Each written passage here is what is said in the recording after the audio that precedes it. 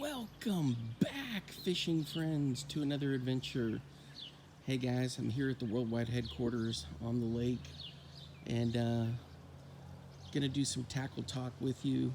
Hey, if you're new to the channel, thanks for stopping by. Let me get the camera into position here. All right, so you guys know I've been fishing rivers, rapids, ponds, lakes, trout streams, and there's something I've been using now for several months that at first I was, kind of had to get used to it, but then after about 10 minutes, I didn't even think about it anymore. And now they have changed the way I fish. Now, sometimes I will tie my line directly to a lure, but there are times where I like to have a clip. And I used to use those swivels and snaps and all that kind of stuff. Well, sometimes they would open up and I'd have issues with them. Well, I found these little tactical angler clips, and they have really changed things for me. This little guy here can handle up to 25 pounds. The bigger size that I've got here, up to 50. And here on this Comet Combo, I've got one of the smaller ones on there. And it's so easy just to slide it off. And then if you want to switch a lure, let's say this is a different one, different color, different lure, you just slide it right in there. And it's that easy. Tie your line if you need to add a swivel or whatever. But these are super strong. I've never had an issue where they were bent, they were broken, where I've lost a fish ever. They've never come open and undone on me. They are just absolutely super strong. And it's so easy to use just to pop them off and on. The hardest thing is my fat fingers trying to hold things and get them into position. But look at that. Okay, now when I caught the big pike, that 30-inch pike under the dam there, I had one of those clips on there. It was on a spoon. My trout that I caught the other day, that 16-inch brown, using a True View, a True V, number 3 Fire Tiger spinner from Meps, I had a clip on there. So I've used these clips consistently, and I've never had any trouble with them. Never had a trouble with them opening them up like I've had with those different snap swivels. I've had those pop open on me, and it just drove me nuts. One time, well, last summer, I was casting a bitsy bug with a trailer on there, and when I let it fly, that snap had opened up and it came off. And the thing is, there are times where I just tied directly to the line. But here with the stained water and as many years as I've been fishing, the fish that I've come across here, it's hadn't affected anything to have like even a leader, like a 5 or 6 inch leader. In my younger years, I'd always have a steel leader on there when I'd be running lures, and I caught tons of fish. Never had an issue with it.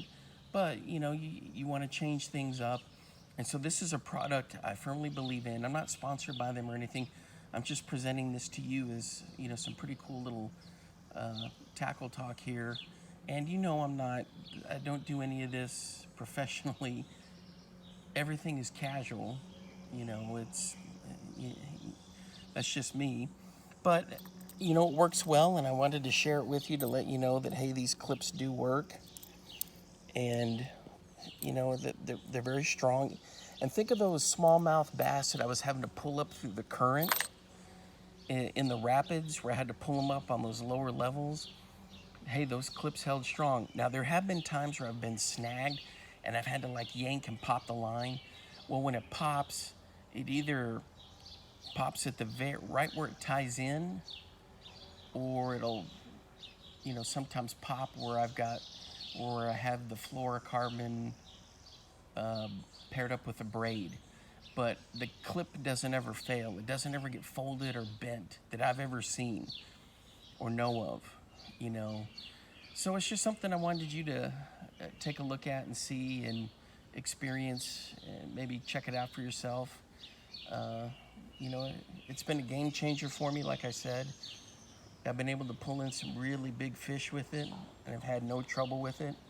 So, give it a shot and take a look at it. But take a look how strong this is. I mean, that's pretty dang. And it's so simple.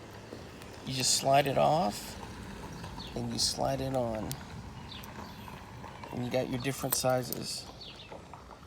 Here's the big one. And it's easy to tie on. I do a polymer knot to get the line on, and then I'm good to go with the lures. And I'll put a link down there where I got mine from in the description. You know, and give it a shot and try it and see what you think. And I mean, I trust it with, you know, my pike fishing, my bass, even trout. Like I said, that little when I was trout fishing, I was switching out different MEP spinners, and so I had this little one here so that I could swap out the different colors, because I'm telling you guys, you know this, it was a pain to tie these on, to tie on a new spinner every time. And trout, they do, you know, honestly, I don't think they care if they see whatever. Braid doesn't bother them. I mean, I use fluorocarbon leader, and, you know, it's just the lure itself. I don't think they care what they see, honestly. But, you know, switching constantly the different sizes and types of MEPs that I was swapping in and out, from ones to the Thunderbug to the Woolly Booger, switching to like a gold number 2 or a gold number 1 Aglia, trying to find the right one that they would hit on. And I finally hit that number 3 Fire Tiger in that True V, that Comet True V, and bam, I got that trout. And I got him in, didn't have to worry about him throwing the hook, anything like that. And the clip, you know, the clip was no worries. All right, I think that's pretty much gonna wrap it up. So what have I got going on? I'm gonna try to get out a Whopper Plopper video. We'll see how that goes. I got a couple other fishing videos lined up. There's another one I'm gonna do about these emerald ash borers that have been taking out ash trees. And then that's pretty much it, guys. I don't have much I gotta head back to Texas here pretty soon.